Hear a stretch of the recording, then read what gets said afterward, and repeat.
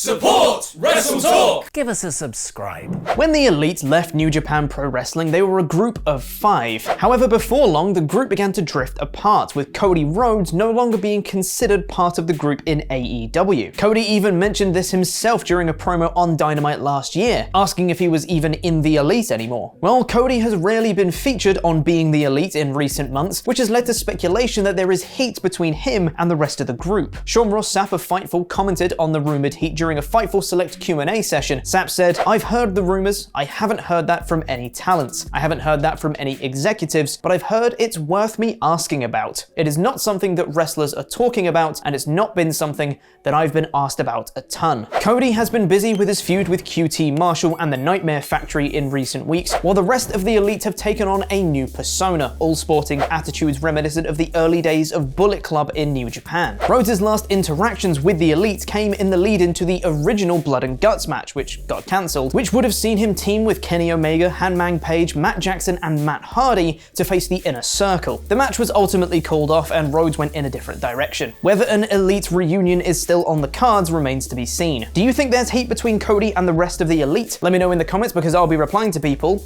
from out of nowhere. If you've seen Maria Kanellis' recent appearance on the WrestleTalk podcast with Luco and Anthony Salcedo, you already know that there is significant interest from talent and fans in a greater presentation of women's wrestling. Names such as WWE Hall of Famer Mick Foley have called for an all-women's brand within WWE, while others have dismissed the idea as unlikely. Now, the recently released Mickie James has revealed her own interest in starting an all-women's brand. Speaking on Renee Paquette's Oral Sessions, James said, "I would really love to do something in the female brand perspective. If I was going to tie myself to something, that's what I would sink my teeth into. From a space of like developing a cool show that is based around women and empowers and lifts them up, that's what I'm working on and focusing on." James also went on to praise the women's divisions of Impact and AEW, while calling on WWE to do more with the vast amount of talent they have under contract. She suggested another Mae Young Classic and making Evolution an annual event as ways to better incorporate the incredible number of talented women currently signed to the company. All women promotions currently exist in the form of companies like Shimmer and Stardom. However, a brand with increased support from major stars such as Mickie James could have a considerable amount of upside. Obviously, starting a promotion is no easy task, so whether or not this comes to fruition will remain to be seen, but it is absolutely not up for debate that there is a growing appetite for women's wrestling within the wrestling community. And now it's time for a review of last night's episode of SmackDown. I don't have my Fitbit on today. In about 5 minutes. Thank you for being awesome pledge hammers on Patreon, the $100 Man, CD Horvath, and Superkick, Nick Mizesko. This week's episode of SmackDown was the throwback episode, with eras consistently being confused. Let's show an 80s style WWF show which really has nothing to do with SmackDown, with the old school WWF logo which also really has nothing to do with SmackDown. But don't worry, they brought back the SmackDown fist.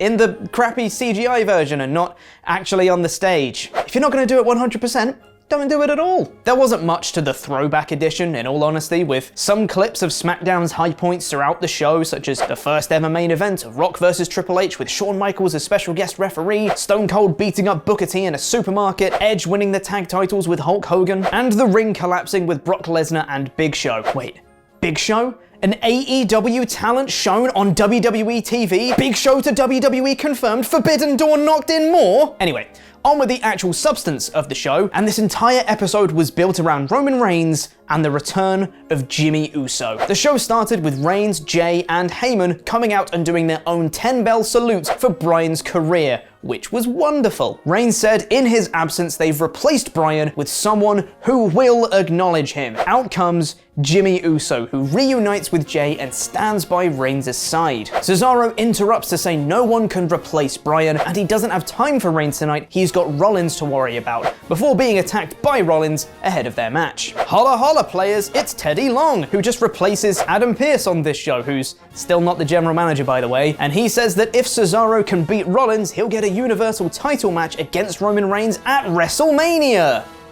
There's Backlash. Jimmy and Jay are watching from ringside, and after a really fun match back and forth between Rollins and Cesaro, Jimmy starts to distract the ref, and Jay tries to interfere. However, Rollins stops him, saying he doesn't need their help. As Rollins tries to get back in the ring, Jay advances on him, but Rollins pushes him over, which leads to Jimmy hitting a super kick on Seth. Cesaro takes advantage and hits a neutralizer for the win on Rollins. Now, after this first segment and the first match, I was so ready to be pissed off at WWE that this is how they'd use Jimmy on his return. All the potential story of him not being part of the family and Jay trying to get him on side, and all of it being wasted on him coming back and being completely ineffectual from the off. Boy, how wrong I was. Backstage, Seth Rollins speaks to Roman Reigns, asking whether he should be pissed at Jimmy or at Roman. Roman says he'll handle his family, and Seth says he better, otherwise he will. In another backstage segment, Roman lambasts Jimmy, much like he's done to Jay since he's been aligned with him. But what's this?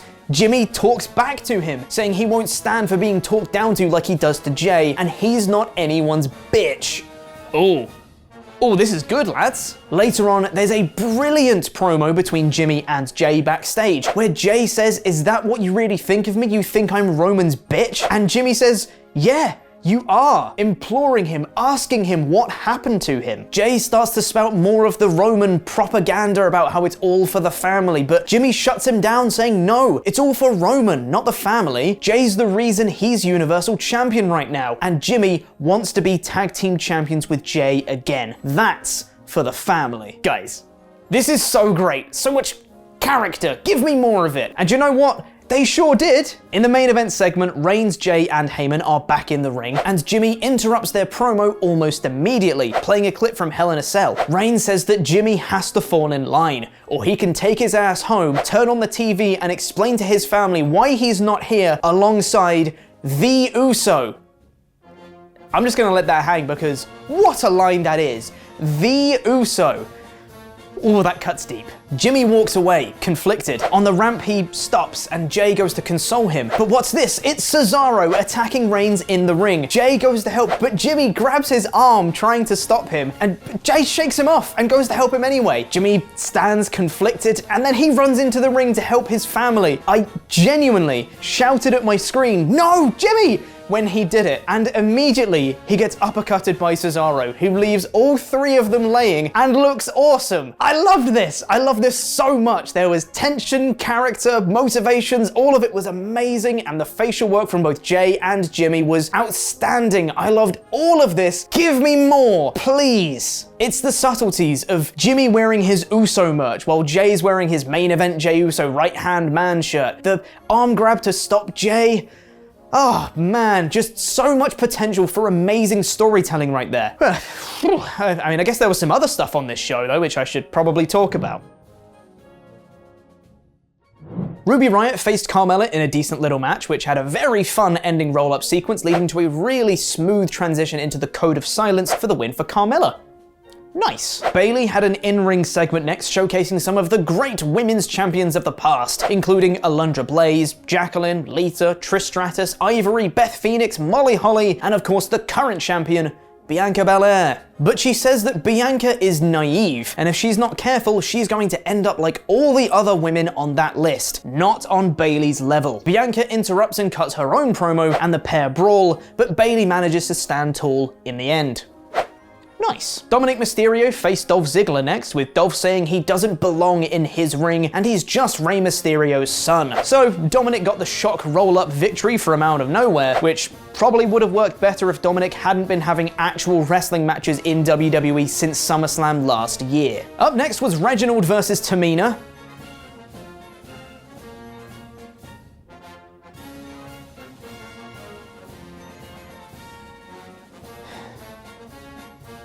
Reginald versus Tamina.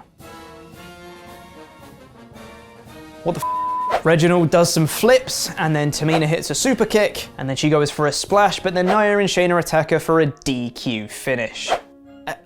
I mean, what more is there to say about this that I haven't said already in the past? Why is Reginald wrestling? What was the purpose of this? Who got over? Was this a complete waste of time? Yes. Yes, it was. Please, stop with the Reginald. All my homies hate Reginald. Teddy Long backstage with Sonya Deville made a 10-man tag match between Sami Zayn, Apollo Crews, King Corbin, and Alpha Academy versus Big E, Kevin Owens, Shinsuke Nakamura, and the Street Profits. Sami tried to get Long on side about his conspiracy, but he wasn't having any of it, and Sami reluctantly dancing alongside Teddy actually made me laugh out loud. Sami's the best. Before the match, each of the teams cut a promo together, which on the throwback episode of SmackDown actually felt like those old school Survivor Series promos. The match itself was decent, with some nice action in there, and in classic WWE multi-man tag matches, the finishing sequence was everyone getting their spots in, which is always fun to watch. But that left the two legal men, Shinsuke and Sami Zayn. Shinsuke hit the Kinshasa on Zayn, but not before Corbin tagged himself in, and he hit the End of Days on Shinsuke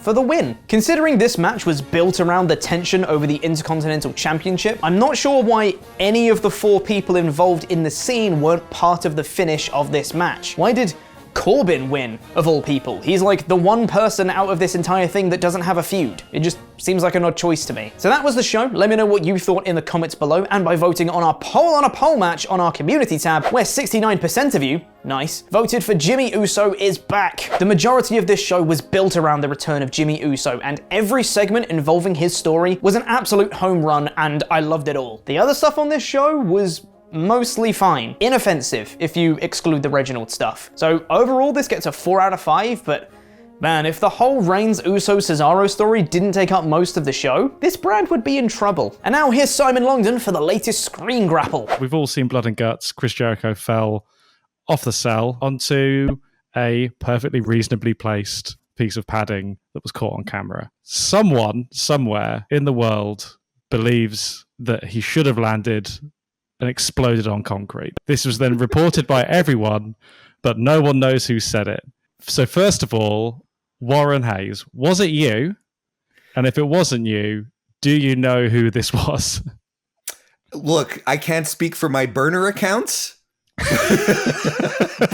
I didn't do it. It's it's a weird, it's really one of those things where you feel like this just took it has a mind of its own, right? It just took off all by itself. And for some reason, if you didn't like the ending to Blood and Guts, then, because you wanted Chris Jericho, 50-year-old Chris Jericho to injure himself into a wheelchair kind of thing. No, it's fascinating to me. I don't quite understand it. Twitter is now reacting to the take before it has existed. Preemptive striking, essentially, or maybe.